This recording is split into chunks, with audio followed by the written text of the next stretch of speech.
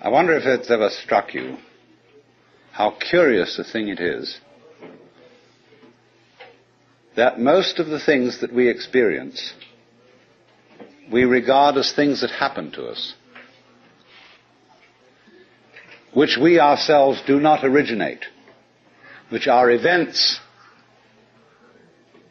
expressing some sort of power or activity that is external to ourselves. And if you consider that, you realize that what you mean by yourself is rather narrowly circumscribed. Even events that go on in our own bodies are put in the category of things that happen to us in the same way as things that go on in the world outside our skins. If there's a thunderstorm or an earthquake, well, it happens to you. You're not responsible for it. But so in the same way, when you have hiccups, you didn't plan on it. If you have belly rumbles, you had no intention of doing it. And as to the catastrophic act of getting born, well, you had nothing to do with that. And you can spend all your life blaming your parents for putting you in the situation in which you find yourself. And this way of looking at the world in this sort of passive mood as something that happens to you goes right down to our general feeling about life. It goes down to the way in which, as Westerners, we have been accustomed to look at human existence as a precarious event in a cosmos that, on the whole, is depicted as being completely unsympathetic and alien to our existence. In other words, if you're reared with a 20th century, or shall we say an early 20th century common sense, which is based on the philosophy of science of the 19th century, with its rejection of Christianity and Judaism, you regard yourself as an accident, a biological accident, in a stupid universe, which is mechanical, but has no feelings, no finer feelings. A vast, pointless gyration of radioactive rocks and gas in which you happen to occur. Of course, if you don't have that point of view and you are more traditional, you look upon yourself as a child of God. And therefore, under authority. In other words, there's a big boss on top of all this, who allowed you, at his pleasure, to deign to have the disgusting effrontery to exist. And you better watch your P's and Q's, because that Almighty is looking after you, with the attitude of this is going to hurt me more than it's going to hurt you. And when you look at the world in that image, or in the other image, that it's a stupid mechanism, either point of view you take, you don't really belong. You're not really part of all this. And I could use a stronger word than part, only we don't have it in English.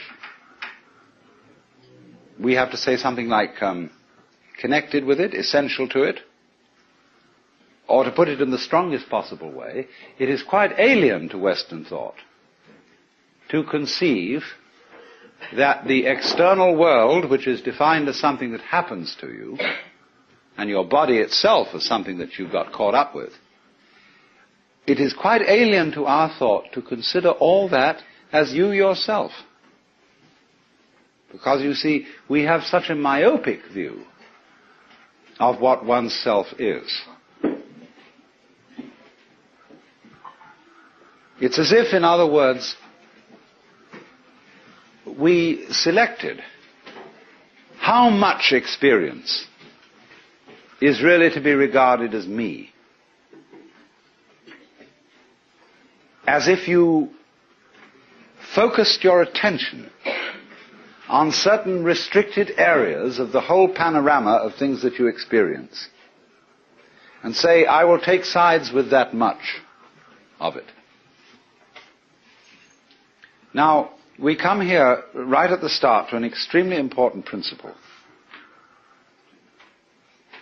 which is the different points of view you get when you change your level of magnification. That is to say, you can look at something with a microscope and see it a certain way. You can look at it with the naked eye and see it in a certain way. You look at it with a telescope and you see it in another way. Now, which level of magnification is the correct one?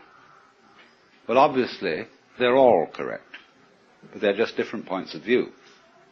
You can, for example, look at a newspaper photograph under a magnifying glass, and where with the naked eye you will see a human face, with the magnifying glass you will just see a profusion of dots, rather meaninglessly scattered.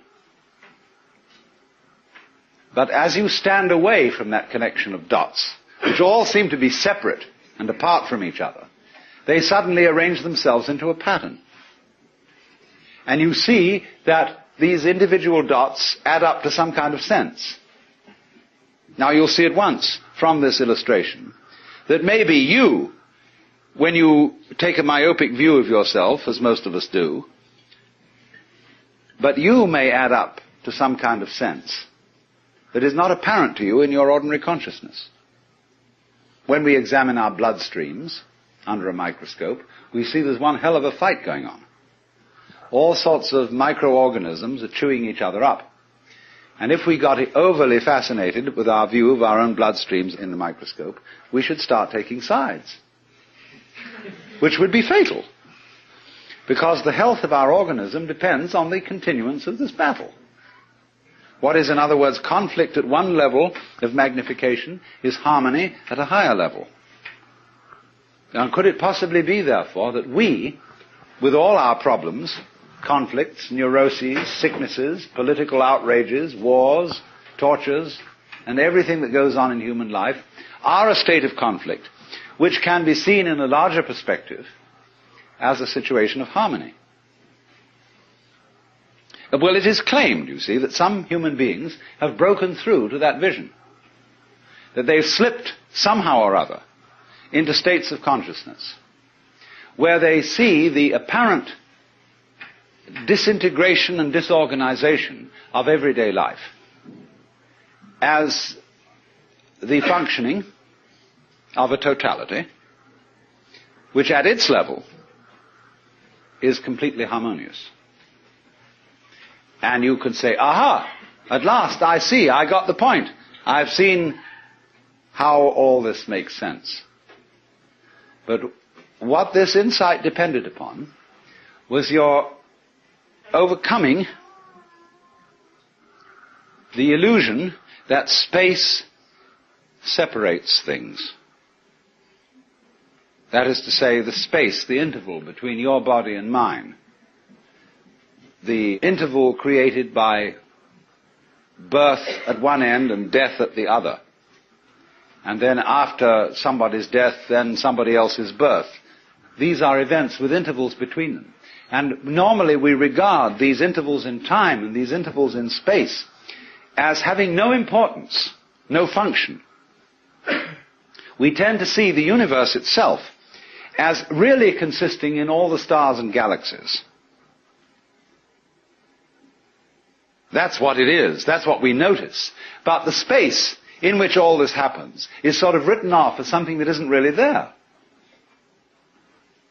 But what one has to realize is that the space is an essential function of the things in the space.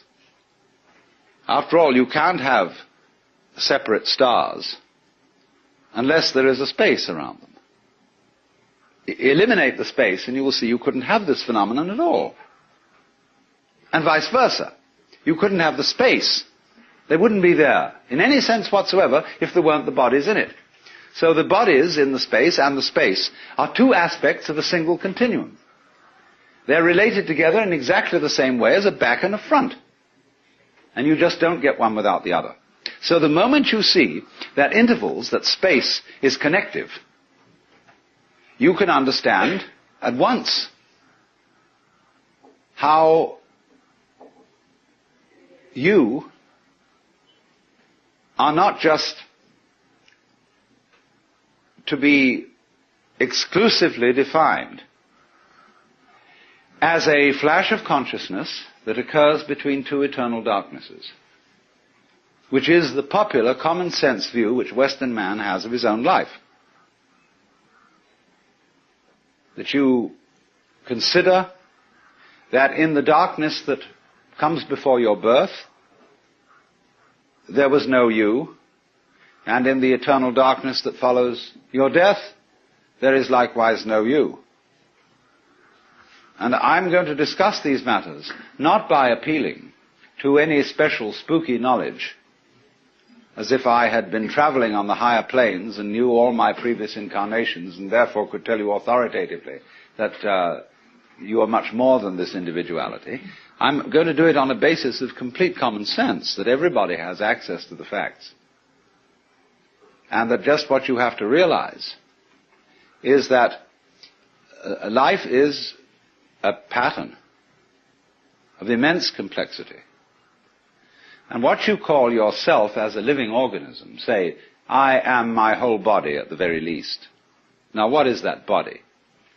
That body is recognizable, and I recognize my friends when I meet them again, with luck, and you recognize me. Although the last time any of you saw me, I was absolutely something entirely different from what I am now. Just as the flame of a candle is never a constant. A flame of a candle is a stream of hot gas. Only you say the flame of the candle as if it were a constant. Well, it is a recognizably constant pattern. The spear-shaped outline of the flame and its coloration is a constant pattern. But in exactly the same way, we are all constant patterns. And that's all we are. The only thing constant about us at all is the doing rather than the being. It's the way we behave, the way we dance. Only there's no we that dances. There's just the dancing. Just as the flame is the streaming of hot gas, just as a whirlpool in a river is a whirling of streaming water. There is no thing that whirlpools. There is the whirlpool. And in the same way, each one of us is a very, very delightfully complex undulation of the energy of the whole universe. Only by our process of miseducation, we've been deprived of the knowledge of that fact, not as if though there was someone to blame for this, because it's always with our own tacit consent. Because life is basically a game of hide and seek. Because life is pulsation, on and off. Here it is, and now it isn't. And by being this pulsation, we know it's there. See, you don't know what you mean by on unless you know what you mean by off. That's why when we want to awaken someone, we knock at the door. It's not enough to slam the door once with your fist and make a big noise, but you keep up a pulsation, because that by its on and offness attracts attention. All life, you see, is this flickering in and out. Only there are enormous rhythms in it. There are very fast flickering ins and outs, like the reaction of light upon our eyes, such that if I take a lighted cigarette in the dark and I spin it, you will see a circle of fire. Because the reflection of that cigarette tip on your retina lasts, it endures. Just in the same way as on a radar screen. An image stays a little while until it's revivified by another round. So in that way, you see, you notice continuity. And in the same way then, you notice the continuity of a light, because although, like say, with an arc lamp is actually a flickering light. And that's why they don't allow arc lights to be used in any shop where there's a circular saw moving. Because sometimes the flickering speed of the arc light so synchronizes with the turning speed of the teeth on the blade that the teeth look as if they're not moving. And so anybody who might put his hand on the blade would have it chopped off, thinking it was a still one. So in this way, very fast impulses are looked upon as constant. And we see where there are fast impulses a solid thing. When you look at the blade of a propeller or an electric fan, the separated 4 or 3 blades become a solid disk, and you cannot throw an egg through it. Well, so in exactly the same way, you can't put your finger through a rock, because the rock is moving too fast for your finger to go through. That's the meaning of the whole phenomenon of hardness. Hardness in nature is immense energy, but acting in a very concentrated space, restricted space, but going to beat hell. That's why you can't get through it. Now, from those very tiny fast rhythms, which give us the impression of continuity, there are also in this universe immensely slow rhythms. And these are very difficult for us to keep track of. And they impress us and depress us as our own life and death, as our coming and going, which goes for what is, to us, such a slow pace that we can't possibly believe that it is really a rhythm. We think of it as our birth, as something quite unique that could never occur again, because we're so close to it, you see, and it's moving so slowly. And so, with that point of view, we are, like Marshall McLuhan has said, he borrowed a metaphor from me, which is that we are driving a car looking at the rear vision mirror. That means that the environment in which you believe yourself to exist is always a past one. It isn't the one you're actually in. The process of growth, the basic process of biology, is one in which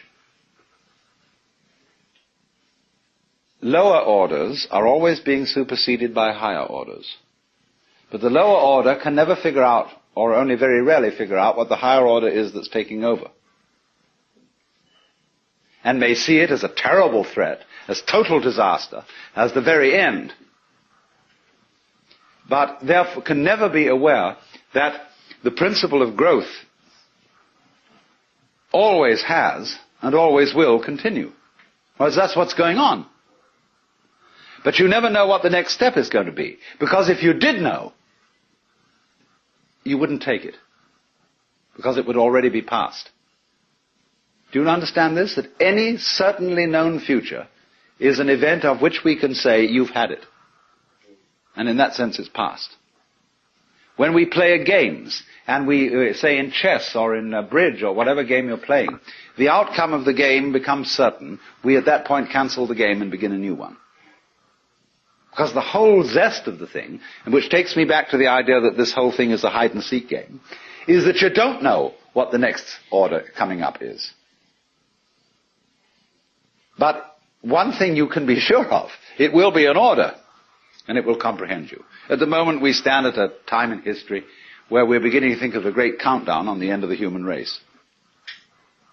Terrifying possibility that through atomic energy we may obliterate this planet and turn the whole globe into a star. Maybe that's the way all the stars started.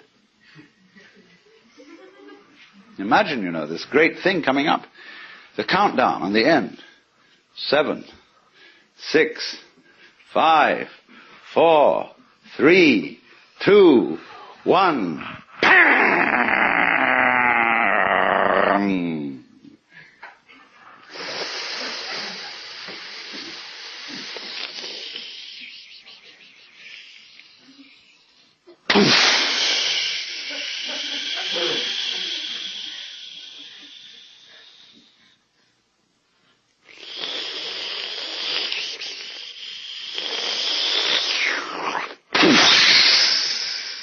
Where have you heard that before?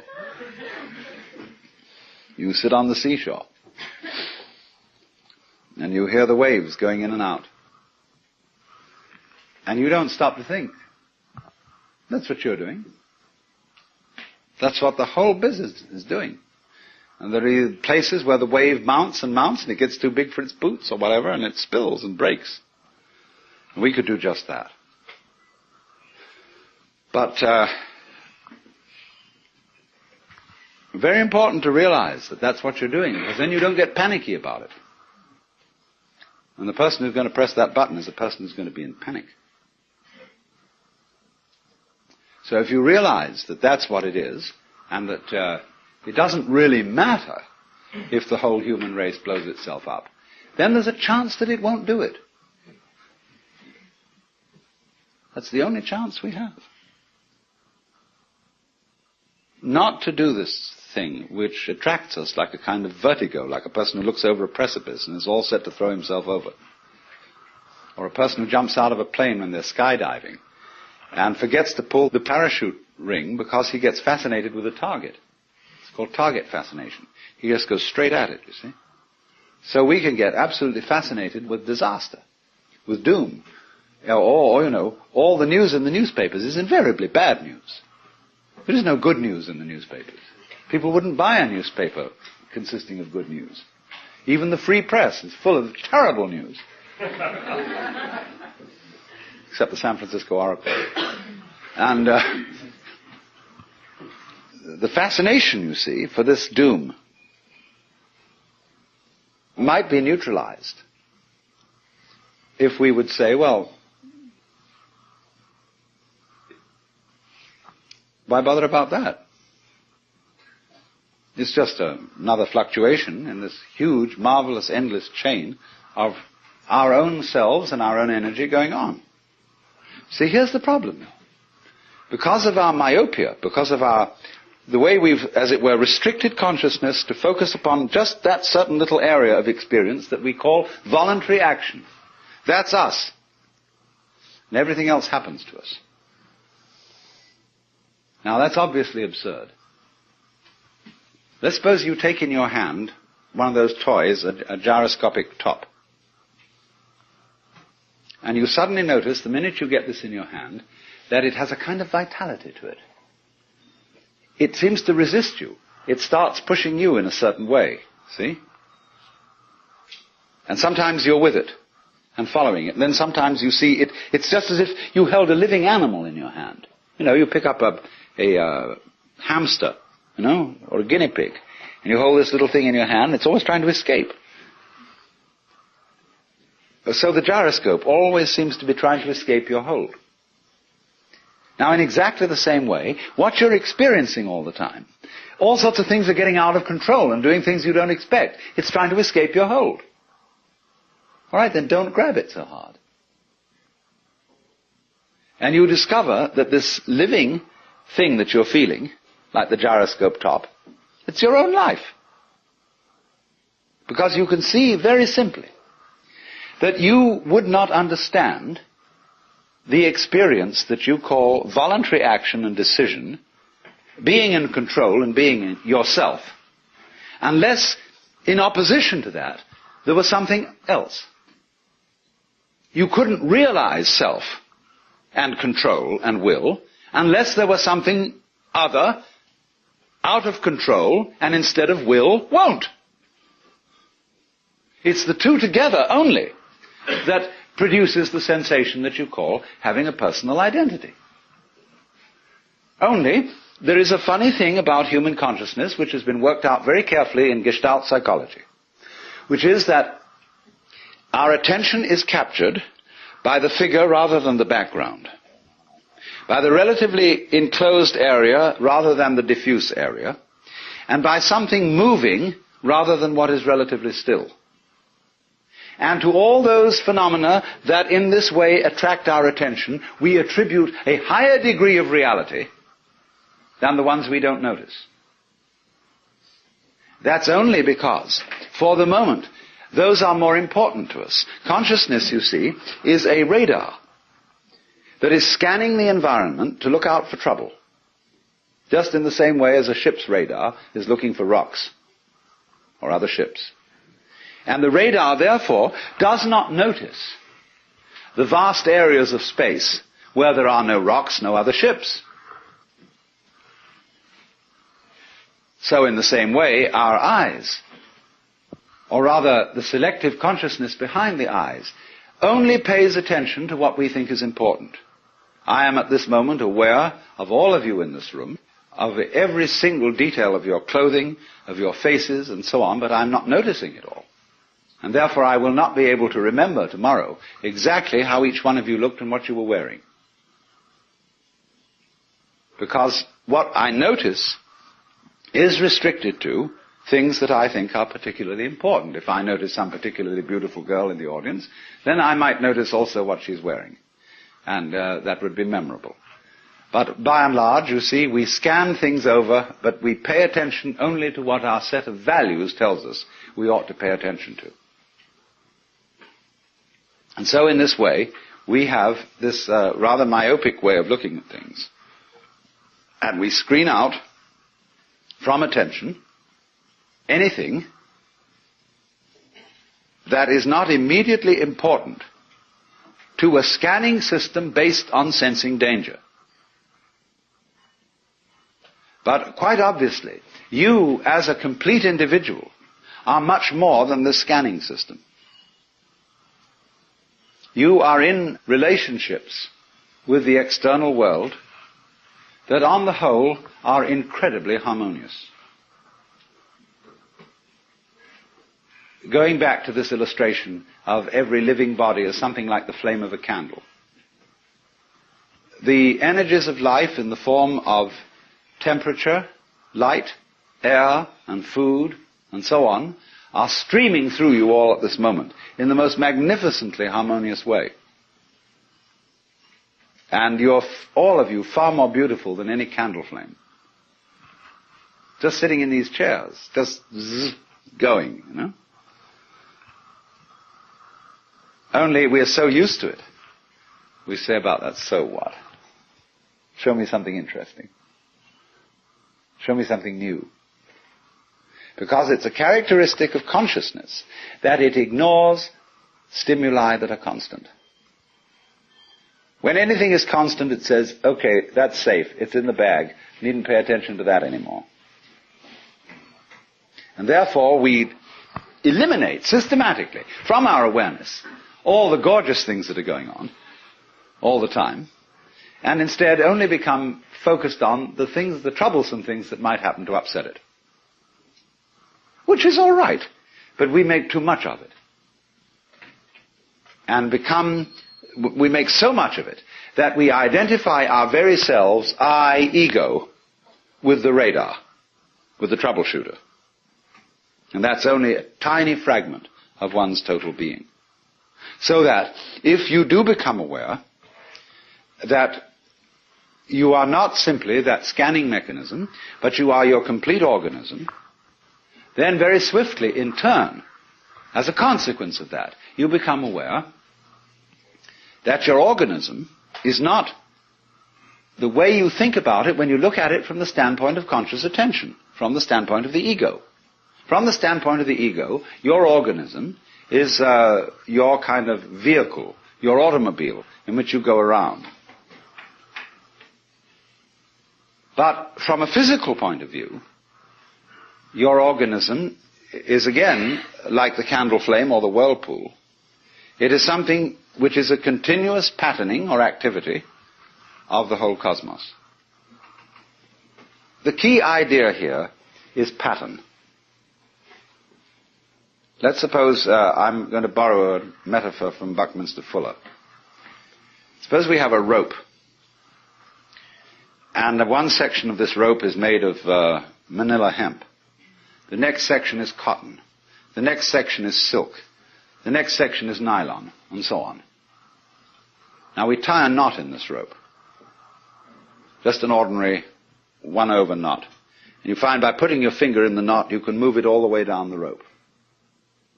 Now, as this knot travels, it's first of all made of manila hemp, it's then made of cotton, it's then made of silk, it's then made of nylon, and so on. But the knot keeps going on. And that's the integrity of pattern, the continuing pattern, which is what you are. Because you might, for several years you might be a vegetarian, and you might be a meat eater, and so on, and your constitution changes all the time, but your friends still recognize you, because you're still putting on the same show. It's the same pattern. That is, the recognizable individual.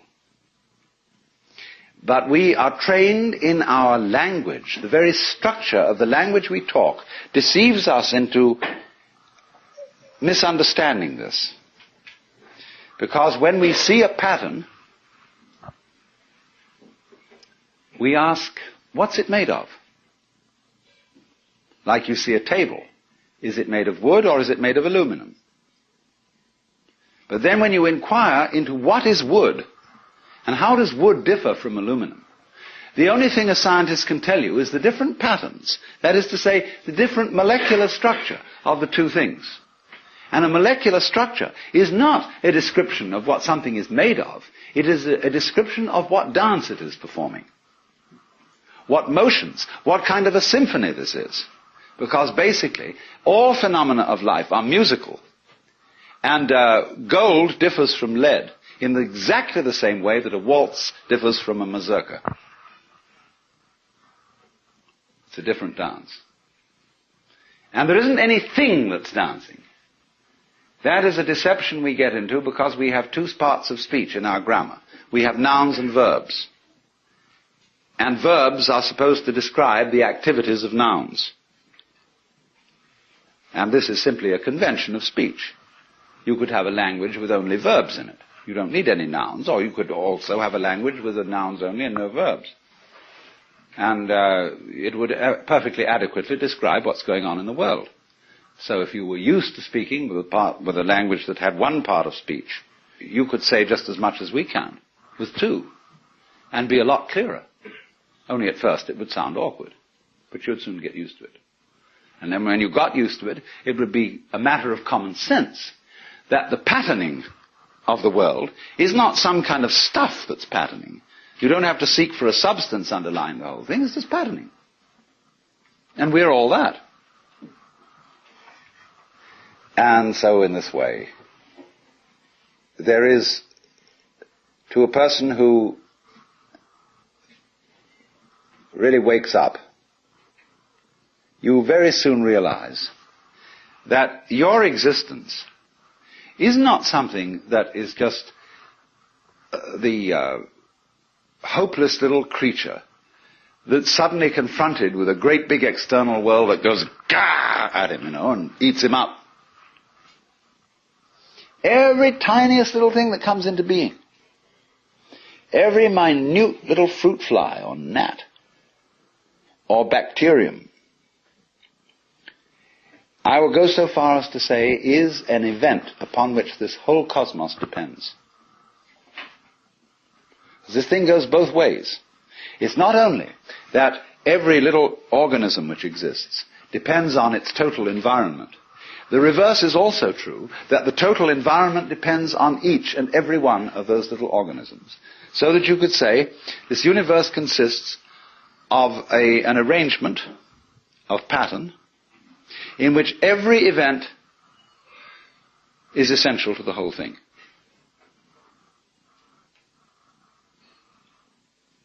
Now, we screen that idea out of our consciousness in exactly the same way that we screen out the perception of space as an important reality. Just as we pay attention to the figure and ignore the background, so we see one way of looking at things, namely that the organism is very frail against the environment. It lasts a long time, the environment, but the organism only lasts a short time.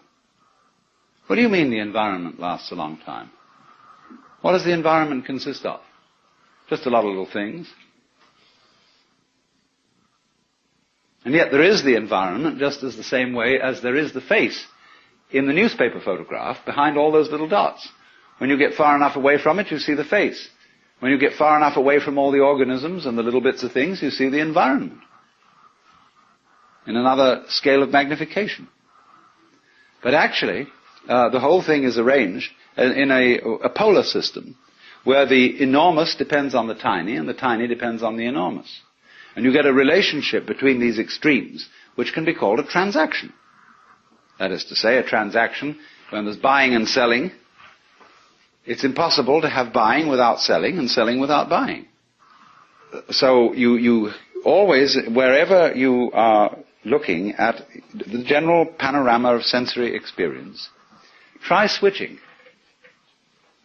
Try shifting your attention to all the things you thought were unimportant. to the constants, to the background. And begin looking at the spaces between people. All painters have to learn this. Because especially if you're working in oils, you actually have to paint in the background. Weavers know this, because when they're making patterns in weaving, they've got to weave the background as well. Or if you do needlepoint with embroidery, think of the hours you spend putting in the background over the canvas in wool. And you become aware of it. Same way the people who made the great Oriental carpets. They're much more aware of the background as constituting an essential part of the total experience. So, as you become aware of this, you see the same thing that you notice in music, namely that it is only as a result of hearing the interval between tones that you hear any melody. If you don't hear the interval, you're tone deaf, and all notes are the same noise. All you hear is rhythm. You don't hear any melody. You've got to hear the interval. So then watch the intervals between people. The things that aren't said. The things that are tacit. The things that are implicit rather than explicit in all life. And then you begin to get connected. You know, it's very important to have a connection in life. And to be in the know. And this is the way it fundamentally comes out. Of seeing the thing you forgot. You know, you can always bug people in a beautiful way, in a very helpful way, by just saying to them, what did you forget? So, well, I don't know. What was I supposed to remember? Oh, I'm really not trying to put you on. I mean, it's not difficult. This is something completely obvious that you forgot. You'd easily remember it, because it's so obvious. Well, that's the hardest thing in the world to think of. What's the most obvious thing I forgot? Oh, what's that? Well, who do you think you are? Well, how do you answer that question? Who are you? Well, you give a name. You say, I'm Joe Dokes, I'm Alan Watts. That's not true. That's what people told you you were. They put that name on you, and they taught you to identify with it and to behave as it was expected to behave. But that's not who you are. You know very well. Go back in your memory. Go back into your infancy before they started telling you all this stuff. Who are you? And if you get with that, you'll know very well who you are. The jolly old Ancient of Days. Only there's a conspiracy that you mustn't let on about that. Because everybody is. And if one person realizes it, the other's a little bit offended. And they say, well, how come you're so great? We worked it in Christianity by a very clever thing of allowing just one individual to be recognized as the God incarnate. And nobody else, therefore, could be. And since he had been safely crucified and whisked up to heaven, he wouldn't bother us anymore. So everybody, therefore, who gets an intimation of who they really are and ever comes out with it in Christian civilization, people say, who the hell do you think you are? You Jesus Christ? Well, you can say Jesus Christ said he was Jesus Christ and everybody put him down for it, and that's what you're doing to me. Oh, they say, forget that one. Because it's like somebody comes out and composes some perfectly terrible music. And the critics say, this man is a cacophonist. He is completely incompetent. And he said, did you read the reviews of Beethoven's First Symphony when it was performed at Vienna?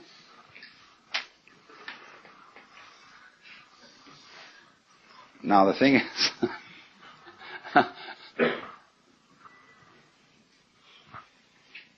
we allowed one person, you see, one human individual, to be the incarnate God.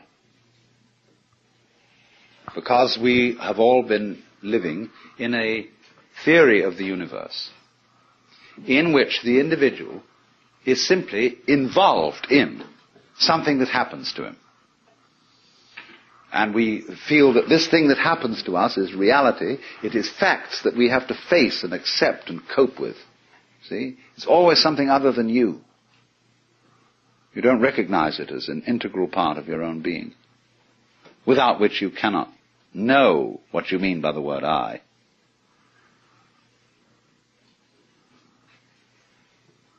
But in the truth of the matter is, though, that if you will face it out, every single one of us knows that that isn't true. There is as it were, a recess of the soul, of the psyche, where everybody knows perfectly well that you are not just this irresponsible little mouse that's been chucked down into this world, but that you are really doing this work. You're running it. Only you can't admit it just in the same way as you can't admit that you're responsible for the way your own heart beats. You say, oh, that's not my doing. I've no control over my heart. Do you have any control over being conscious? Do you know how you will? And you say, I intend to take my hand down from my face and put it on my leg. I can do that, but I don't know how the hell it's done. So that what we mean by the capacity of voluntary control, in the ordinary sense of the word, is that we don't understand it at all. So you might say, in a funny backwards way, that the only kind of control you really understand is that where you're not using your will. Because you just do it so easy, like you open and close your hand. You know how to do it? Sure you know how to do it. But you can't put it into words and explain to someone how to do it. You say, well, come on, aren't you human? Don't you know how to open and close your hand? Just do it, silly. But we don't realize, you see, that just as we know how to do this, we know equally well how to turn the sun into light, how to blue the sky, how to blow the wind, how to wave the ocean, how to digest food. And I might add, to be digested by bacteria and transformed. As we transform our steaks, we will in turn be transformed. But the pattern keeps going. And it's always you. Only you see you have this marvelous capacity to transform yourself without knowing that you're doing it. Therefore you keep surprising yourself. And therefore you keep on doing it. Because if you didn't surprise yourself, you wouldn't go on doing it. It's just the very fact, you see, that you seem to be the victims of a thing you don't understand, and that you seem to conclude your life every time in a wipeout called death, where all your control goes, is just exactly that opposite condition to what you call being alive that allows you to be alive. Only every time it happens, it's like it's new. It's like every time you're born, it seems like it was the only time. But of course, if it wasn't like that, you wouldn't do it. When Hindus and Buddhists use the word karma, the basic meaning of it is action, from the Sanskrit root kri, to do. And therefore there is some error in the common translation of karma as a law of cause and effect or of cosmic retribution. As a man sows, so also shall he reap. Has a Western flavor, which is a little causal. The way the Buddha put it was slightly different. This arises, that becomes. Because between this and that, there is a polar relationship.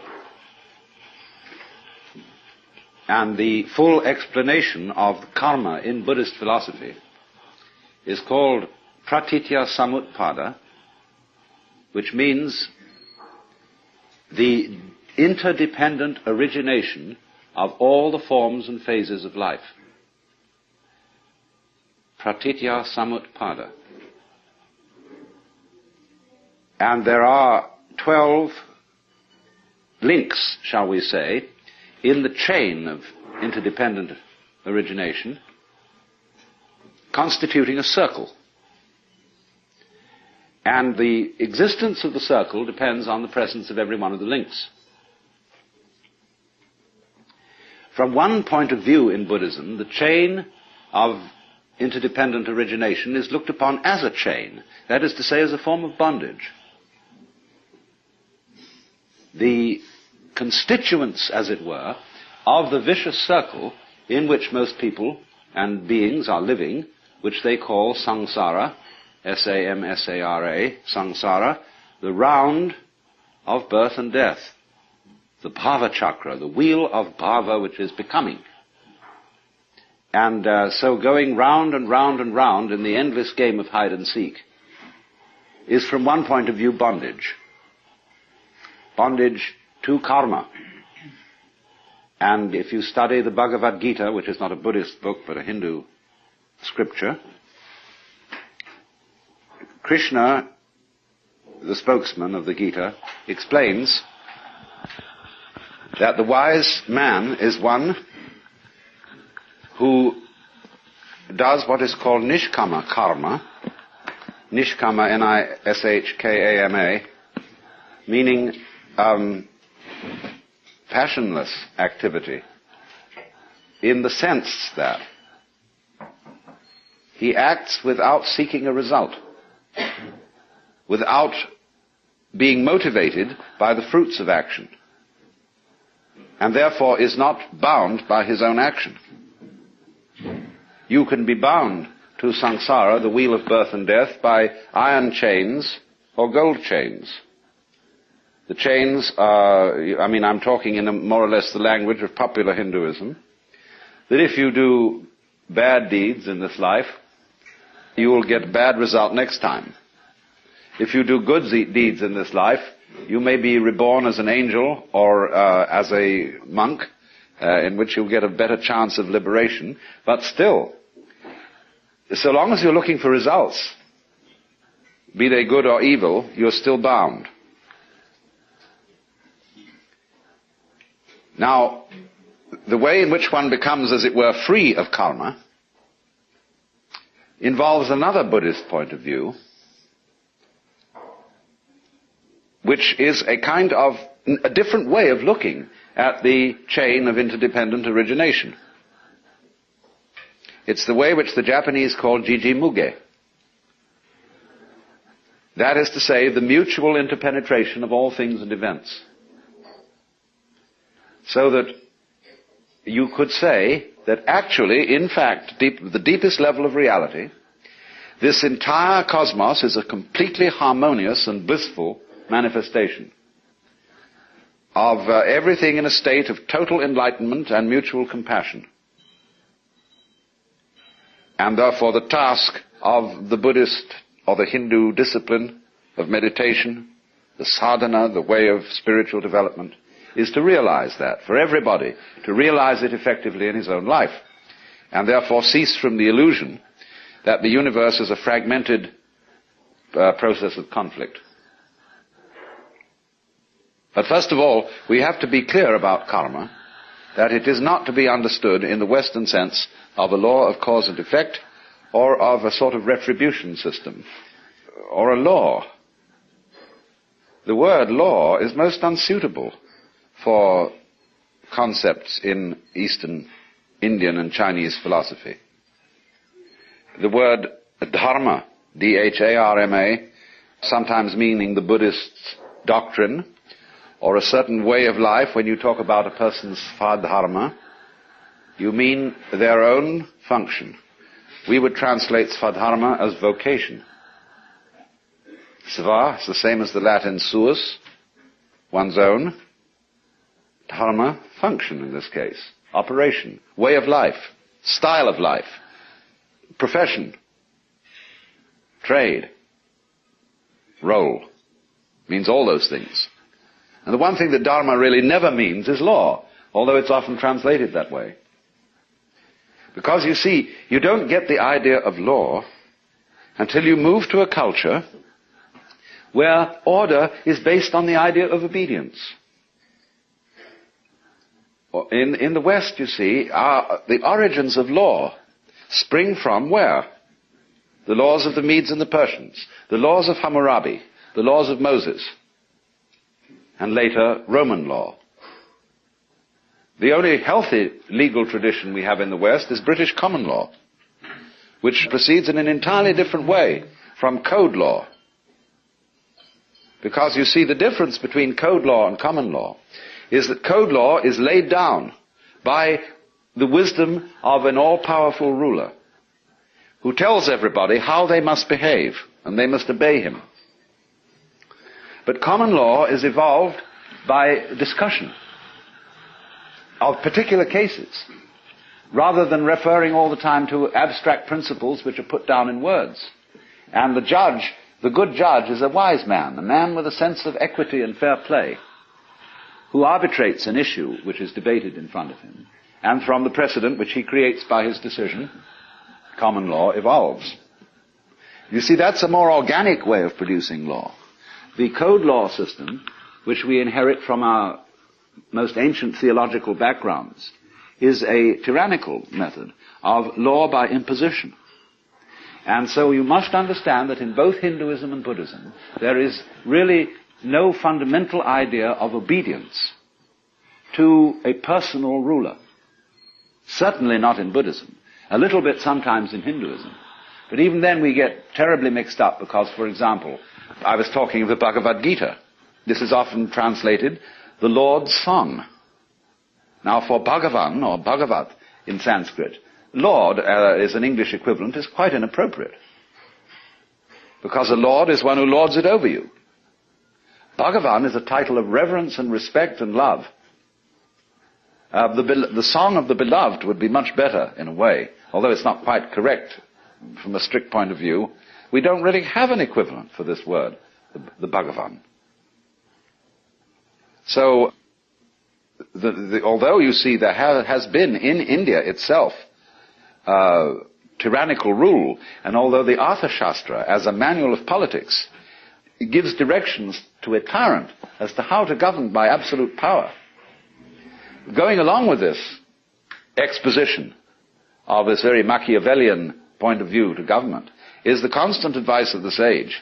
Yes, this is what you have to do in order to fulfill your office as a ruler, but never forget that you'll never succeed. The more you try to rule things by force, the more you will stir up violence against you. And so you can never hold on to your power and your possessions.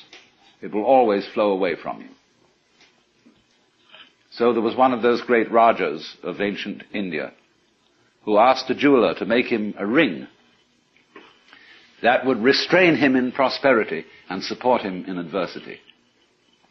And the jeweler wrote on the ring, "It will pass."